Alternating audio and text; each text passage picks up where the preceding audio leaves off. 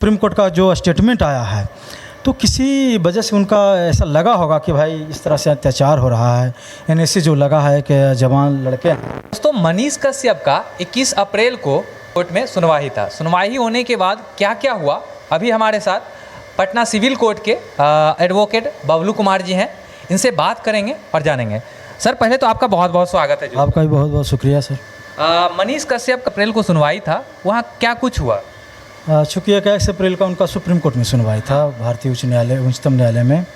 तो चूँकि prima facie देखिए कि चीज़ें ये सब के तो सोशल मीडिया का ज़माना है, तो लोगों को पता है कि क्या हुआ। तो सुप्रीम कोर्ट का उस पर कड़ा टिप्पणी था कि ऐसी क्या सिचुएशन पैदा हो गई कि मनीष कश्यप के ऊपर एनएसए लगाने की ज़रूरत पड़ गई सरकार को।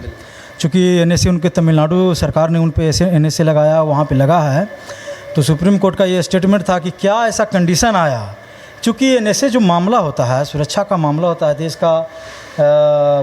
देश पर जब खतरा इस तरह किसी व्यक्ति और किसी संस्था से होता है तब इससे बहुत अल्टीमेटली जो कहता है ना कि लास्ट में लगाया जाता है कि देश की जो अखंडता है, जो संप्रभुता है, जो सुरक्षा है, जो लगता है कि सरकार को, गवर्नमेंट को, चाहे स्टेट हो या सेंटर हो, लगता है कि अब हमारा जो संप्रभुता सुवरेनिटी है, पब्लिक लॉ एंड ऑर्डर जो ऑर्डर है वो कहीं डिसमिस ना हो, कहीं अनकंट्रोल ना हो जाए, कहीं स्थिति नाजुक ना हो जाए, तो तब इस तरह का जो एनएसए जो है इम्पोज किया जाता है, किसी व्यक्ति पर या किसी संस्था पर किया जाता है।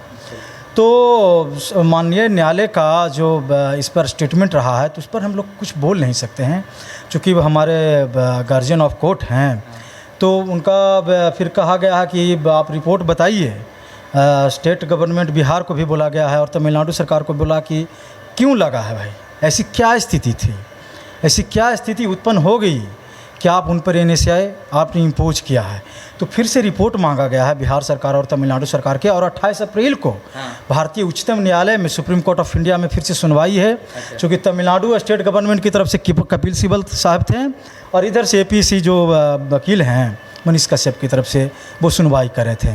तो 28 तारीख को देखना होगा कि माननीय न्यायालय का क्या उन पर, उनका क्या ऑर्डर आता है, क्या उन पर टिप्पणी होता है। तो बात की बात है, देखेंगे इस पर क्या होगा। अच्छा, सुने हैं कि मनीष कश्यप पे बहुत सारा केस है, तमिलनाडु में भी, बिहार में भी, तो सुने हैं कि वो सब एक जगह कर दिया जाएगा और वो बिहार में सुनवाई होगा। नहीं, देखिए, चूँकि न्यायालय के पास ये पावर होता है कि चीज़ों को एक जगह केस को क्लब करके कहीं किसी एक जगह पर उसको सुनवाई किया जाए। चाहे तमिलनाडु बिहार का मैटर है तो उनका वकील का कहना है कि चूँकि दोनों जगह स्टेट में उनके खिलाफ केस है, तो सुप्रीम कोर्ट में वो दलील दी थी, अपनी याचिका में, अपने रीट पिटीशन में बोला गया था कि सारे केसों को एक जगह क्लब करने का मतलब होता है एक जगह इकट्ठा करके बिहार में ही उस केस को चलाया जाए। लेकिन एनएसए जो लगा है वो तमिलनाडु में लगा है।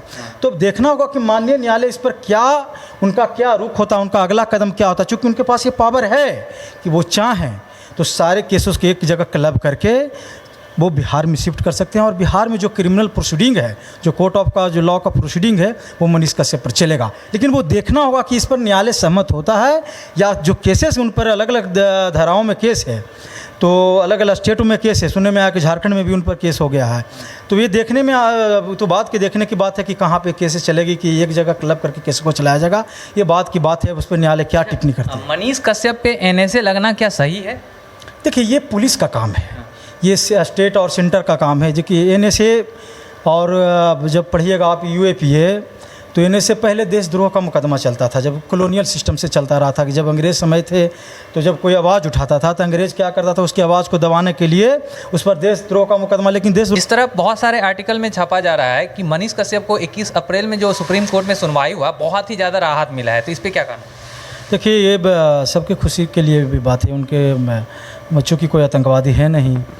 यहाँ तक आतंकवादी का भी सवाल होता है तो हमारा जो है, हमारा जो क्रिटिकल कंट्री है, तो हम लोग न्याय पे भरोसा, हमारा जो देश है वो न्याय से चलता है और कानून से चलने वाला देश है। तो चूँकि जवान है, तो मुझे लगता है कि सुप्रीम कोर्ट का जो स्टेटमेंट आया है तो किसी वजह से उनका ऐसा लगा होगा कि भाई इस तरह से अत्याचार हो रहा है, एनएसए जो लगा है कि जवान लड़के हैं। पुलिस में कहा गया कि दो स्टेटों के बीच में दुश्मनी और तनाव फैलाने के बीच था। तो वो लगता है कि कहीं ना कहीं वो राहत देने की खबर है, और उनके जो भी शुभचिंतक हैं, जो भी समर्थक हैं, उनके लिए एक अच्छी खबर है जी। बाकी बात आप लोग क्या सोचते हैं इस वीडियो को लेके कमेंट करके ज़रूर बताइएगा, और बहुत जल्द ही आपको कुछ नया कुछ खास सुनने को मिलेगा। 28 अप्रैल को फिर से सुनवाई है, देखते हैं क्या होता है। वीडियो कैसा लगा कमेंट करके जरूर बताइए। अगर फेसबुक पेज पे देख रहे हैं फेसबुक पेज को फॉलो कीजिए, यूट्यूब चैनल पर देख रहे हैं यूट्यूब चैनल को सब्सक्राइब कीजिए। जोश तक न्यूज़ के लिए जय हिंद।